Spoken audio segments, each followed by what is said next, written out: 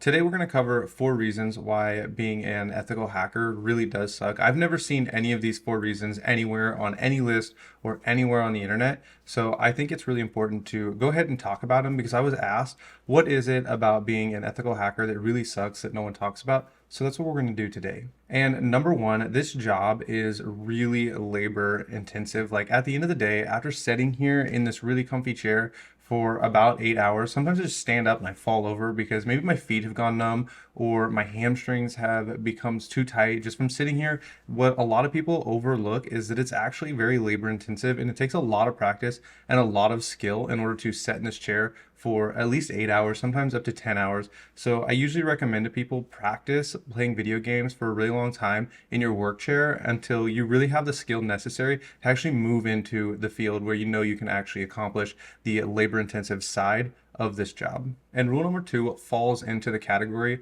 of the 10 unwritten rules of becoming an ethical hacker. So if you want to be a hacker, there are 10 unwritten rules and no one really tells you what they are, but you have to figure them out on your own. But I'm going to go ahead and tell you what rule number 7 is because it can really be a problem for a lot of people. And that is, I have to sit in the dark all day. Sometimes I really just want to turn the lights on and pretend like it's daytime, and I just really am not allowed to because if you've ever watched any kind of hacking movie, it's always somebody in the dark, and it really is one of the unwritten rules that you have to work in the dark. I think it's because it'll help summon the inner Batman or the inner hero, but really sometimes I just want to turn the lights on. And the third thing that no one really talks about is the hoodies.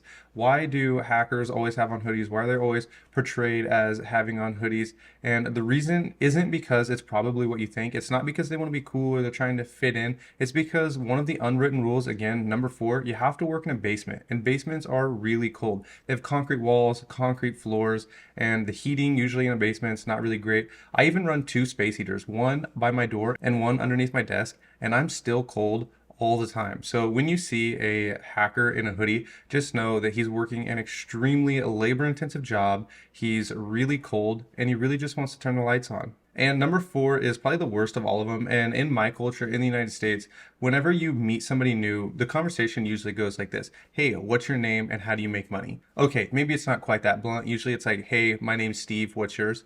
And then you'll say, my name is Ryan. And then the next response is, what do you do for work? That's typically how it goes. And no matter how I answer that question, I have tried to answer that question in so many different ways that I just get tired of all of the questions that follow up. You cannot say you're a penetration tester because then you kind of sound like some kind of predator. And you can't say I'm a pen tester because then you sound like you stole a 10-year-old girl's job. And if you say you work in cybersecurity, you have to be ready for like 1,000 follow-up questions trying to explain what cybersecurity is and how it works and how their Facebook got hacked and all that stuff. And I really just don't want to do it. So I've kind of found what works for me is I just tell people I'm an agronomist. I study dirt to see how fertile it is. And I've never had anyone give me any follow-up questions because I gave them a career that they have know nothing about. Neither do I, but that doesn't matter. I told them what I do. I look at dirt to see how fertile it is, and they know nothing about it, and neither do I. And that's the end of the conversation. So those are my top 4 reasons for why being a hacker sucks. If you have any that you have encountered, maybe as you're just pursuing this career or you're studying,